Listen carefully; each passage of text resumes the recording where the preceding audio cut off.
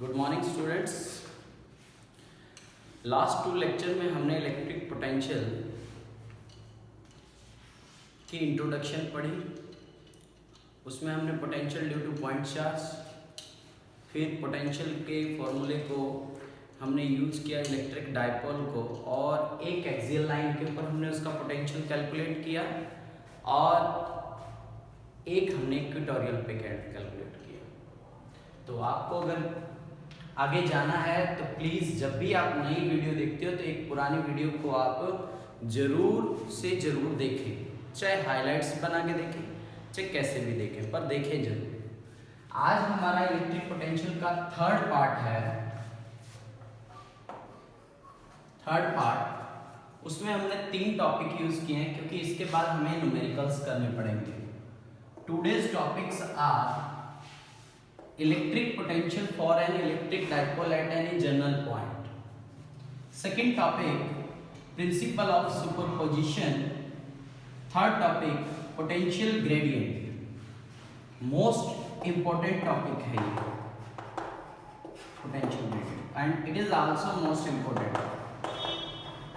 ठीक है, potential gradient कह लो या relation between electric field and potential gradient. Potential dV upon में dr in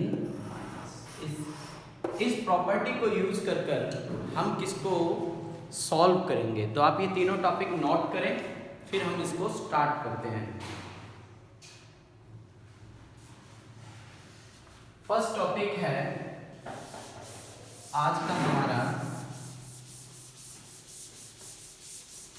electric potential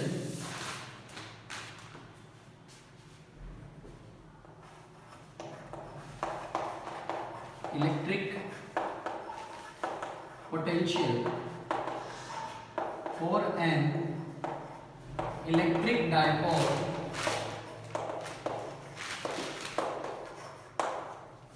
at any point.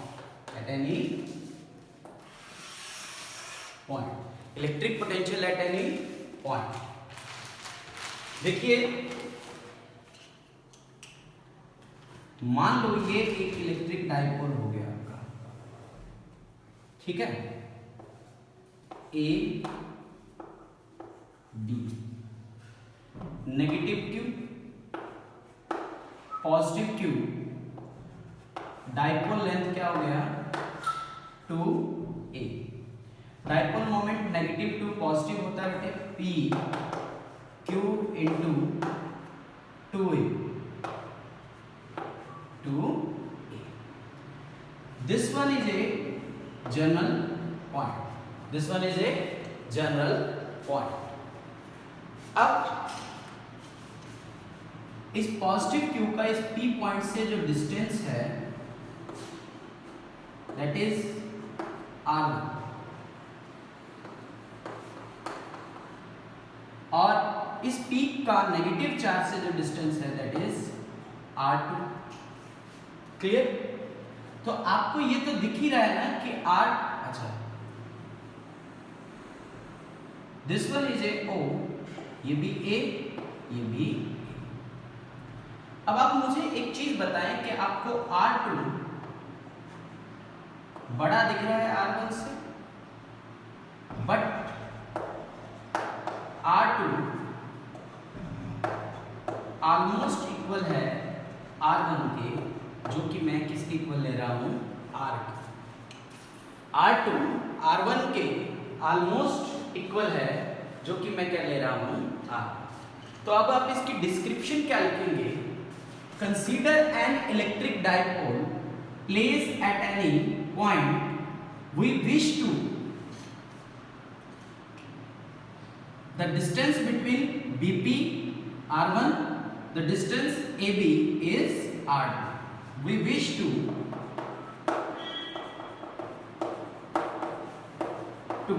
determine the electric potential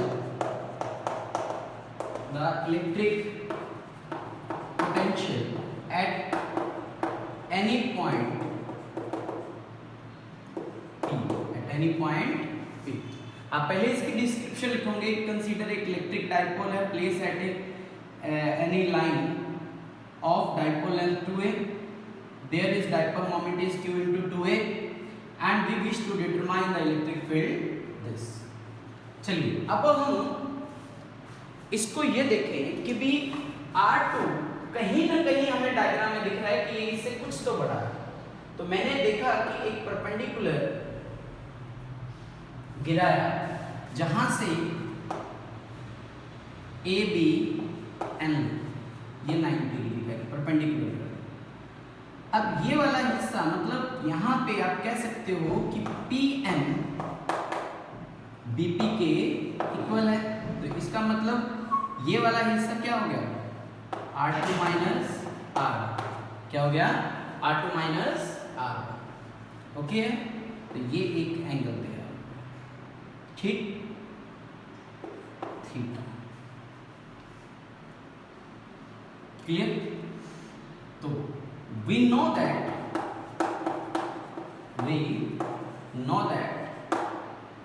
V is equal to K Q upon में R is a distance।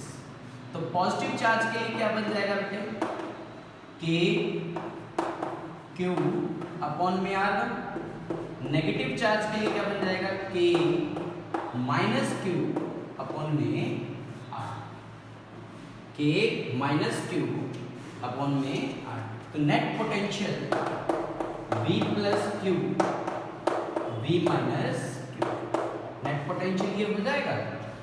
तो आप ये सोचें कि दोनों को जोड़ते हैं तो इनमें से कॉमन क्या निकल जाएगा, दोनों में से कॉमन निकलेगा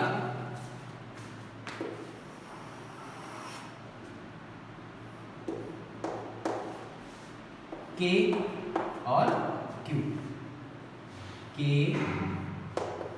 Q, अंदर क्या रह जाएगा, 1 अपॉन में R1 माइनस 1 अपॉन में K Q R1 R2 minus क्या हो जाएगा बेटे, R2, clear. R1 R2 almost equal है, तो यहाँ पे तो R और R लग जाएगा, ये R स्क्वायर बन गया। बट अबाउट द दिस, तो हम क्या करते हैं, इन राइट ट्रायंगल ANB, क्या लेते हैं, ANB। इन राइट ट्रायंगल क्या ले लिया हमने, ANB ले लिया। अब ANB लेने से क्या होगा, this one is A angle, तो ये हो गया बेस और ये क्या हो गया आपका हाइपोटेन्यूज। तो BN अपॉन में AB that is cos theta, BN R2 माइनस R1, AB की वैल्यू हो गई 2A cos theta, BN sorry AN upon में AB cos थीटा। अब आप देखिए ये भी वैल्यू मिल गई, तो therefore V is equal to K Q, इसकी जगह पे क्या लिखूं, 2A cos थीटा अपॉन में R1 R, देखो मैंने लिखा है R2 is equal to R1 that is R, बहुत ही माइन्यूट सा डिफरेंस है। तो K Q 2A into cos theta upon में क्या हो गया बेटे, R स्क्वायर। अब देखो आपका रिजल्ट बन गया, डायग्राम की तरफ एक नजर घुमाओ तो आपको डायग्राम क्या बता रहा है, K Q cos theta upon में R स्क्वायर। तो Q यहां देखिए दिख रहा होगा आपको, Q into 2A that is P। तो अब हम इसका रिजल्ट यहां पे मेंशन कर सकते हैं। क्या रिजल्ट मेंशन करेंगे, V K into P upon में into cos theta upon R square. This is your result. और K की वैल्यू क्या होती है बेटे? 1/4 पाई एप्सिलॉन नॉट। तो आप इसे और एक एक्सप्लेन दे सकते हो, P cos थीटा अपॉन में R स्क्वायर। बहुत ही आराम से इस डेरिवेशन को करें, क्योंकि आपको ये डेरिवेशन सभी करवाते हैं, पर इतना इजी वे से बहुत रेयर मिलेगा आपको। क्लियर? नोट करिए इसको। अब हमारा नेक्स्ट टॉपिक है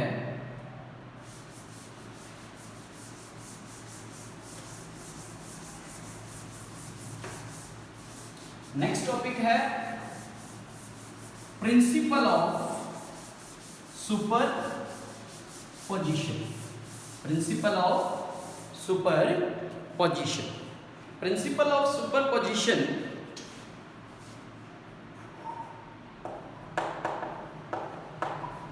प्रिंसिपल ऑफ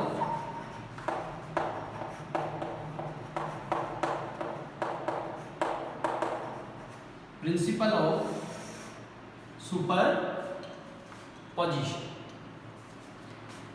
देखिए, मेरे पास एक पॉइंट है O, इससे कुछ दूरी पर एक चार्ज प्लेस किया मैंने Q1, एक चार्ज प्लेस किया Q2, एक चार्ज प्लेस किया Q3 और एक चार्ज प्लेस किया मैंने Qn। क्लियर? इस चार्ज का डिस्टेंस R1, इस चार्ज का डिस्टेंस R2, इस चार्ज का डिस्टेंस R3। इस तरह से यहाँ पे नंबर ऑफ चार्जेस पड़ेंगे। डिस्क्रिप्शन क्या लिखेंगे कि consider there are number of charges Q1, Q2, Q3 up to Qn placed at a certain distance of R1, R2, R3, Rn from the point O। ये ऐसे ही डिस्क्रिप्शन कर रहा है। We principle of superposition, this superposition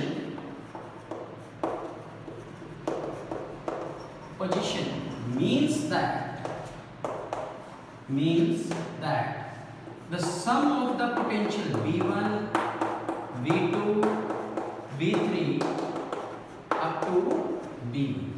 okay, तो अब आप V1 की value निकालें, K Q1 अपॉन में R1, V2 K Q2 upon में R2, V3 K Q3 upon में R3 और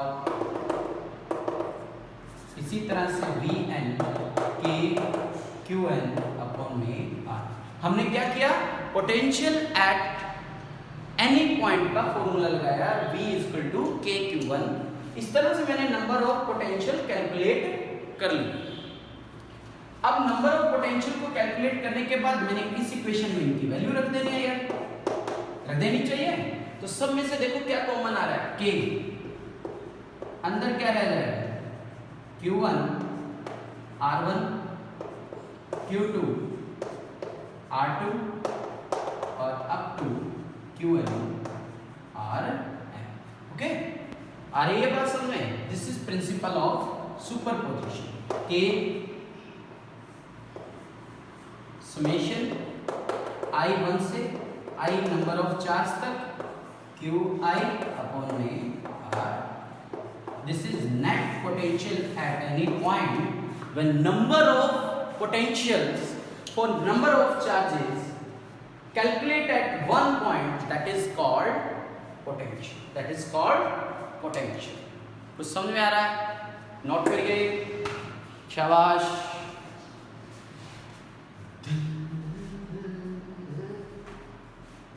गर्मी बहुत है, घर पे रहो, ध्यान से रहो, ठंडा पानी पीते रहो।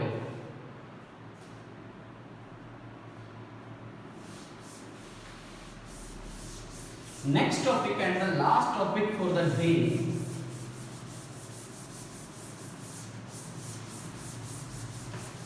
लास्ट टॉपिक है आज का हमारा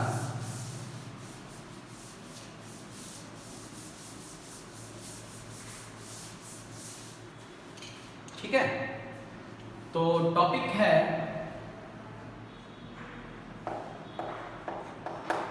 पोटेंशियल ग्रेडियंट। टॉपिक क्या है? पोटेंशियल ग्रेडियंट, जिसे हम कहते हैं डीवी अपॉन में डी आर। क्लियर? या आप कह सकते हो ये प्रूफ करके देना है E equal to minus dv upon में डी आर। मेरी बात को समझ पा रहे हो? ये टॉपिक आपको सॉल्व करके देना है। मतलब क्या हुआ कि जब भी आप फिजिक्स पढ़ रहे हो और फिजिक्स पढ़ते टाइम कभी भी ग्रेडियंट वर्ड आ जाए तो ये बात आपके दिमाग में कंफर्म कर लो कि ग्रेडियंट का मतलब ये होता है दोस्त कि मान लो मैंने पोटेंशियल बोला, पोटेंशियल ग्रेडियंट तो डीवी अपॉन में डी आर। मैंने बोला वेलोसिटी ग्रेडियंट तो स्पीड अपॉन में आर। मतलब डिस्टेंस, मतलब पर यूनिट उसका कुछ भी हो, दैट इज ग्रेडियंट। देखिए कि मैंने एक सोर्स चार्ज यहां पे रखा, दैट इज क्यू। एक test charge that is q not, move this side. मैंने दो पॉइंट ले लिए, एक ए एक बी। इस बी पॉइंट के ऊपर पोटेंशियल हो गया बी ए बी, इस पॉइंट के ऊपर पोटेंशियल हो गया वी बी। मतलब इससे कुछ तो ज्यादा होगा ना, क्योंकि हमने क्या पढ़ा हुआ है, V inversely proportional to R। V inversely proportional to R। तो V plus D, total distance इसका R है, तो मान के चलो कि यहां इसका कुछ हिस्सा आपने चल दिया, यहां से यहां तक का ट्रेवल डिस्टेंस क्या हो गया D है। यहां से यहां तक का ट्रेवल डिस्टेंस क्या हो गया D। तो this one is a positive by nature, this one is a positive by nature, this one is a source charge. तो ये इसके लिए एक फोर्स बनाएगा, that force is a F।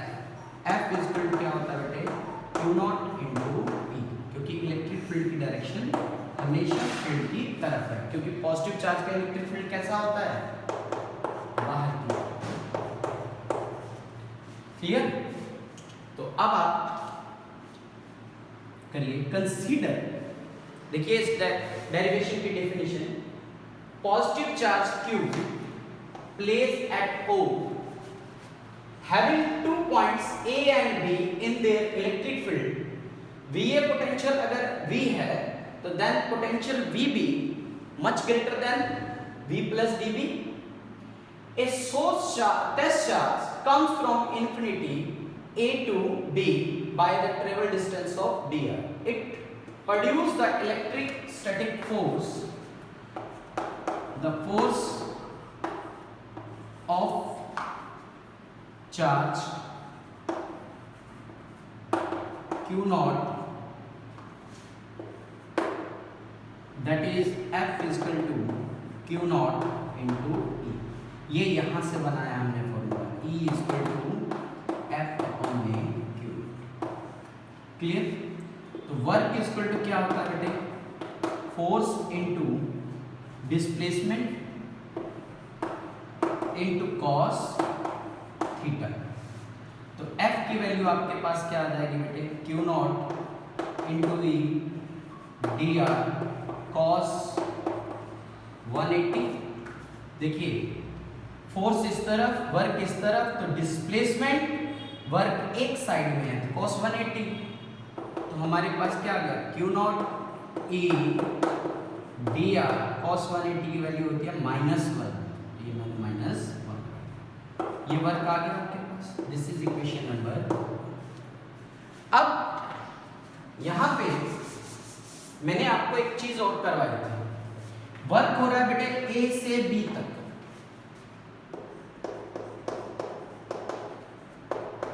तो पोटेंशियल क्या होगा B से A तक।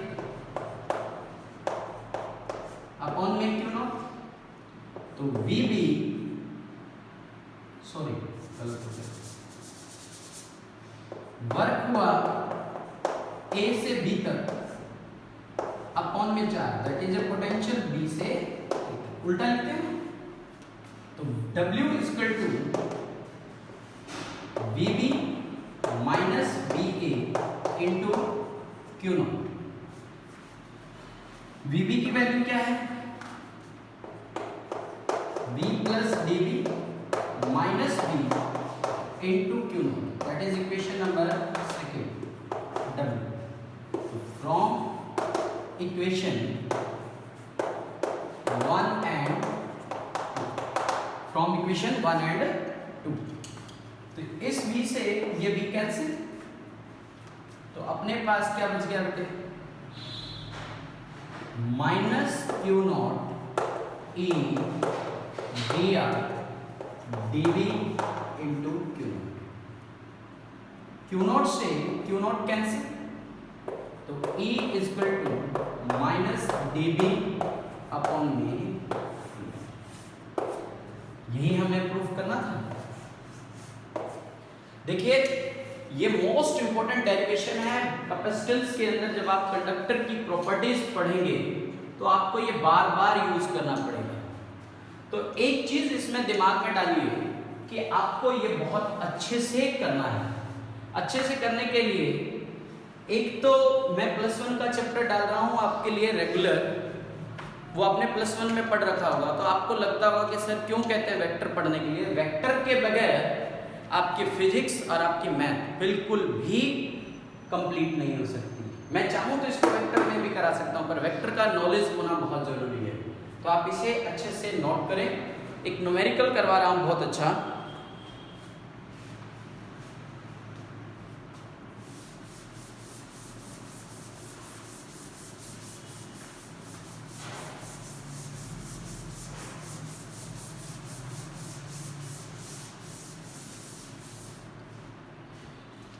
देखिए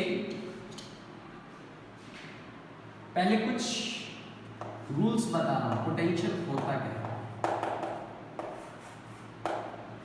आज सीख ही लो, न्यूमेरिकल नेक्स्ट लेक्चर में बताएंगे। कि सपोज करो कि यहां पे इस शेल का एक सेंटर पॉइंट है, इसके ऊपर Q1 चार्ज है। चार्ज हमेशा कंडक्टर के ऊपर होता है, चार्ज हमेशा कंडक्टर के ऊपर। इसकी डिस्टेंस यहां से लेके यहां तक क्या है? R। तो इसका पोटेंशियल V1 क्या आएगा? K Q1 अपॉन में। ओके है। अब अगर कहूं कि इसकी सरफेस चार्ज डेंसिटी सिग्मा है, इसकी सरफेस चार्ज डेंसिटी क्या है? सिग्मा है। तो सिग्मा किसके बराबर होता है? Q into surface area. S क्या है यहां पे? Surface area of conductor. तो S इसका क्या हो जाएगा बेटे? सरफेस एरिया 4 पाई r²। तो sigma is a Q upon में S, तो Q की वैल्यू क्या हो जाएगी? Sigma into S। सिग्मा किसके बराबर है? सिग्मा, और S क्या हो जाएगा? 4 पाई r1 का स्क्वायर। मतलब अब इस Q1 की वैल्यू क्या हो जाएगी? K Q1 की जगह पे क्या लिखना है मैंने? सिग्मा। S की जगह पे क्या लिखना है? 4 पाई r1 का स्क्वायर अपॉन में R। इस R1 से R1 आप चाहो तो कट कर सकते। समझ में आया? ये तो हुआ एक बात। अब मैं क्या करता हूं कि एक स्फीयर और रख देता हूं। क्लियर? तो अब कैसे करोगे? चार्ज इस तरह से यहां पे रखा है। क्लियर? तो यहां पे R2, यहां पे क्या हो गया, इसका भी पोटेंशियल बनेगा। अब मैं इसको थोड़ा सा रफ कर रहा हूं, अब आपको समझना है कि मैं कहना क्या चाह रहा हूं। कहना ये चाह रहा हूं दोस्तों कि इस Q1 का चार्ज, लाइन लिखने का ढंग देखना मेरा, स्फीयर, फोर स्फीयर S1 की बात करें,